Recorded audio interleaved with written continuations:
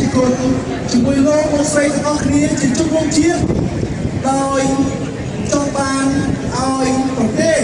ដែលជាហត្ថលេខីនៃកិច្ចព្រមព្រៀងសន្តិភាពទីក្រុងប៉ារីសស្ដីអំពីកម្ពុជាគោរពអនុវត្តជំរុញឲ្យ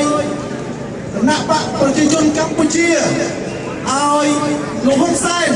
ត្រូវតែគោរពនិងអនុវត្តឲ្យខាងតែបាន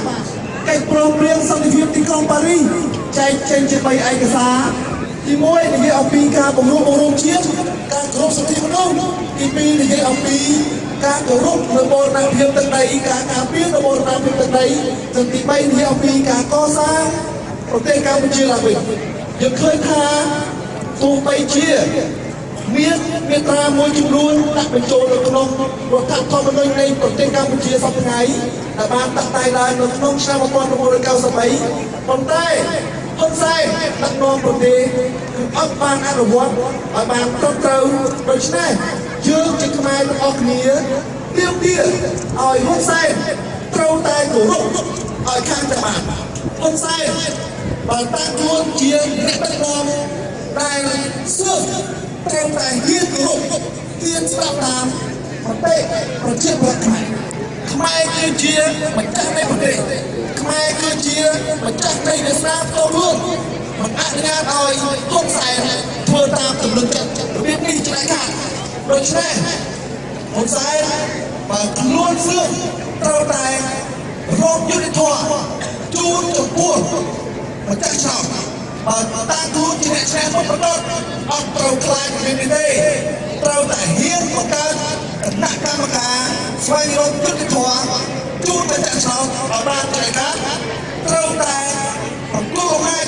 ឲ្យអ្នកឆ្នះបើគណៈកម្មការនោះរកឃើញថាហ៊ុនសែនតែយ៉ាងពិតប្រាកដហើយត្រូវតែកុំចងគប់គួនត្រូវតែកុំតាមយាយីខ្មែរដែលកំពុងតែចង់បានលើសេរីភាពចង់បានលើសិទ្ធិចង់បានឲ្យប្រទេសជាតិមានការរីកចម្រើនយ៉ាងពិតប្រាកដនោះដូច្នេះក្នុងនាមជាកូនខ្មែរមួយរូបខ្ញុំសូមបញ្ជាក់ជូនលោកហ៊ុនសែន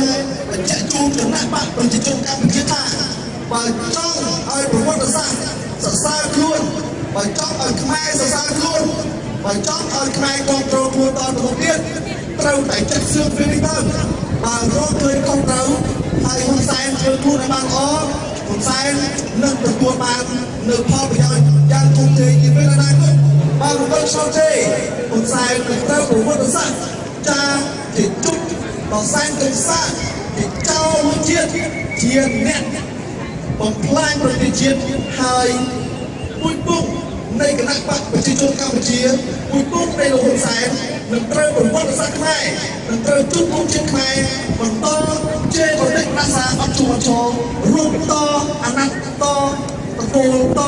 ចំនួនរួមអត់ជួបចោលដូច្នេះសូមឲ្យបញ្ជាក់ឲ្យច្បាស់ថាត្រូវតែហ៊ានត្រូវតែក្លាហានឡើយយើងគឺជាអ្នកនយោបាយដែលតាំងខ្លួនជាអ្នកនយោបាយប្រជាធិបតេយ្យហើយអាអំណាចយើងឃើញថាយើងត្រូវតែហ៊ានចាត់សឿនរឿងនេះ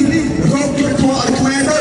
បើរកឃើញថាលោកឯងឈ្នះអានឹងគេគ្រប់គ្រងហើយគេឲ្យអំណាចហើយតែបើនៅតែដូចនេះទេគឺលោកឯង